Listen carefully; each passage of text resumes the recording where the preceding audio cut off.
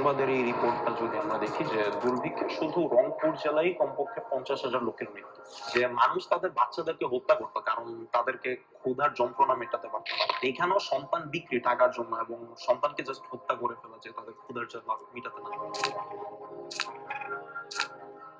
সংবাদগুলো এগুলো তো অনেক বছর ধরে অপ্রকাশিত ছিল এবং আমরা আসলে সবসময় চাইতাম যে এগুলো জনগণের সামনে আসুক, যেন জনমত তৈরি হতে পারে এবং বাংলাদেশের মানুষ সত্যিটা জানতে পারে। এবং সেই থেকেই আমাদের এই ছোট্ট প্রচেষ্টা, যেহেতু এতদিন আমাদের জুলাই বিপ্লবের আগ পর্যন্ত এটা সম্ভব হয়নি, এখন শেষ পর্যন্ত আমাদের আসলে মত প্রকাশের বা তথ্য প্রকাশের যে স্বাধীনতা সেটা আমরা পাচ্ছি, যেন বাংলাদেশের যে নতুন প্রজন্ম যারা হচ্ছে এতদিন এগুলোর ব্যাপারে জানতো না, তাদের চোখের সামনে হচ্ছে সত্যগুলো উঠে আসে। আমরা এখানে যে কার্টুনটা দেখছি এটা 1974 আঁকা হয়েছিল।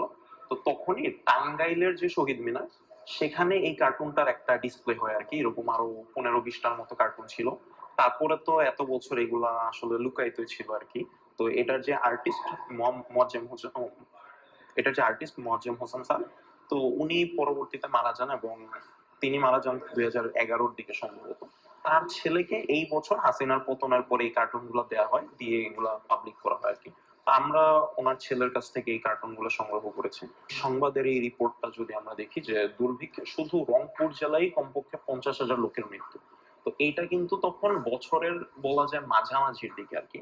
তো ততদিনে 50,000 লোকের মৃত্যু শুধু রংপুরে হয়েছে, কিন্তু আওয়ামী লীগ কিংবা শেখ মুজিবের ভাষ্য মতে মাত্র 27,000 মারা যায়। তো এখানে আমরা একটা কন্ট্রাডিকশন দেখতে পাচ্ছি আর কি।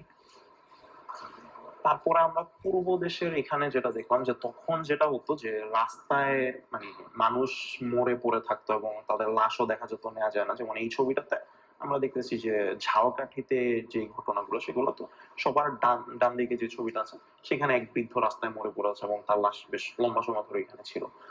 তারপরে এই ছবিটা যে দৈনিক সংবাদের, এইখানে আমরা দেখছি কমলাপুর রেল স্টেশনে যেটা, সেখানে মানুষ ভিড় জমাতো আর কি, যে লঙ্গরখানা এবং এই ধরনের খাদ্যের জন্য। তো সেখান থেকে পুলিশ ওদেরকে রেগুলার তাড়িয়ে দিতে হতো আর কি, কারণ রেল স্টেশন এরিয়া। তো আর এখানে আমরা মোয়াজ্জেম হোসেনের আরেকটা কার্টুন দেখছি।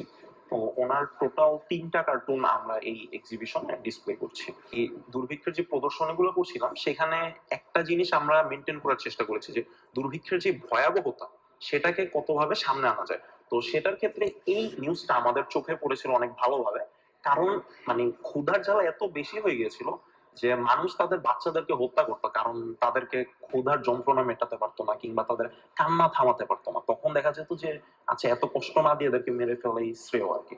আর এই ছবিটা আমরা ইসিএল এ আর্কাইভ থেকে নিয়েছি। ইসিএল একটা অর্গানাইজেশন, তারা দুর্ভিক্ষের সময় বাংলাদেশে এসে কিছু ভলান্টিয়ারিং করেছিল। তো তাদের কাছে এরকম অনেক দুষ্প্রাপ্য ছবি ছিল আর কি, যেগুলো কেউ দেখে নেই।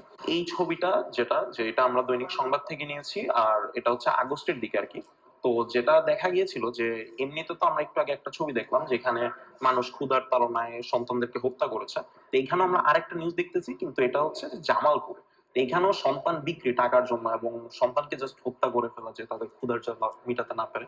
তো এইরকম ভয়াবহ নিউজ গুলো আমরা দেখছি। আসলে আমাদের যে ফ্যাসিস্ট সরকার, তারা তো আমাদের যে তথ্য ও যোগাযোগ মাধ্যমের স্বাধীনতা বা মত প্রকাশের স্বাধীনতা বা বাক স্বাধীনতা, এগুলো তো আসলে কোনো কিছুই এত বছর ধরে আসলে আমরা পাইনি। এবং যার কারণে দেখা যায় বিভিন্ন সময়ে বিভিন্ন যে অভ্যুত্থান বা বিভিন্ন তাদের অপকর্ম, দুর্নীতি, এই সকল সংবাদের সাথে সাথে না এত বড় একটা দুর্ভিক্ষ, এই সকল সংবাদও ঢাকা পড়েছে। এবং আমরা চাই যে আমাদের বর্তমান প্রজন্ম এবং পরবর্তী প্রজন্মের জন্য we want to archive this. প্রথম কথা, আমাদের যে পাঠ্যপুস্তকে যে জ্ঞানটা দেওয়া হতো, এটার মধ্যে আমাদের জ্ঞানটা সীমাবদ্ধ থাকতো। আমরা যদি গুগলেও সার্চ করতাম বা অন্যান্য উইকিপিডিয়া থেকে শুরু করে যে কোনো জায়গায় সার্চ করতাম, পেতাম না আসলে, এটা সত্যি কথা। কিন্তু এখানে আসার পরে যখন এরকম লোমহর্ষকর তথ্য আমরা দেখতে পাচ্ছি, চিত্রগুলো দেখতে পাচ্ছি, সংবাদপত্রের হেডলাইন্সগুলো আমরা দেখতে পাচ্ছি, অ্যাটলিস্ট আমরা ওই ধারণাটা বা মানে মাথার মধ্যে এটা কল্পনা করতে পারছি যে এটা কতটা ভয়ঙ্কর দৃশ্য সেই সময় তৈরি হয়েছিল। আর এটা সত্যি যে আমরা শিখছি, জানছি, শিখবো, জানবো এবং সেটাকে ধারণ করে এগিয়ে যাব। মানে আমরা যারা এখনকার যারা জেনজি বা যাই এই জেনারেশনে, তাদের তো এরকম মানে আইডিয়া নাই। তো অনেক চাঞ্চল্যকর তথ্যই দেখতে পেলাম, যেটা আসলেই বিশ্বাসযোগ্য লাগছে না যে এটা তখনকার এত খারাপ অবস্থা ছিল। সন্তান বিক্রি করে দেওয়া বা সন্তানদের পুকুরে ফেলে দেওয়ার মতো ঘটনাও ছিল। তো সব মিলায়ে খুবই মানে ইতিহাসের সাক্ষী হতে পারে বেশ ভালো লাগছে। এটা এতদিন ধরে লুকিয়ে ছিল, কোনো সরকারি বা যাই হোক এটা কোনোভাবে প্রকাশ পাচ্ছিল না, এখন জানতে পেরে খুবই ভালো অনুভব হচ্ছে। হ্যাঁ, এ ধরনের আয়োজন তো অবশ্যই চাই, যেটা হচ্ছে আমাদেরকে ইতিহাস বা সবকিছুর সাথে একটা মেলবন্ধন তৈরি করবে। কারণ আমাদের পাঠ্যপুস্তক বা কোনো কিছুতেই প্রকৃত ইতিহাসটা আসে না। কারণ যে সরকার বা রেজিম আসুক না কেন, সেই অনুযায়ী সেই আলোকপটে তাদের ইতিহাসটা প্রকাশ করে। তখন আসলে দেখেছি যে কতটা রোমহর্ষক ছিল সে সময়টি। আমরা ক্ষুধার জ্বালায় পিতামাতাকে দেখেছি তাদের সন্তান হত্যা করতে। আমরা ক্ষুধার জ্বালায় মানুষকে ভাতের বদলে কচু পাতা সিদ্ধ করে খেতে দেখেছি। মানুষকে পুকুরে লাফ দিয়ে আত্মহত্যা করতে দেখেছি।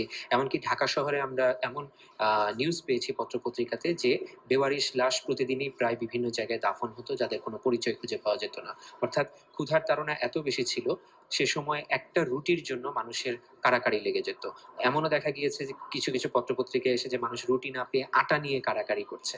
সুতরাং এই যে ভয়াবহ সময়টি, আমাদেরই তো মানুষ, বাংলাদেশেরই তো মানুষ যারা এই সময়টি অতিবাহিত করেছেন, এবং এই আয়োজনের সাথে সম্পৃক্ত অনেককেই আমরা দেখেছি যারা কিনা এই ৭৪-এর দুর্ভিক্ষ নিয়ে মূলত তাদের অভিজ্ঞতাগুলো আমাদের সাথে শেয়ার করেছেন, বিশেষত বয়স্ক দর্শনার্থীদের।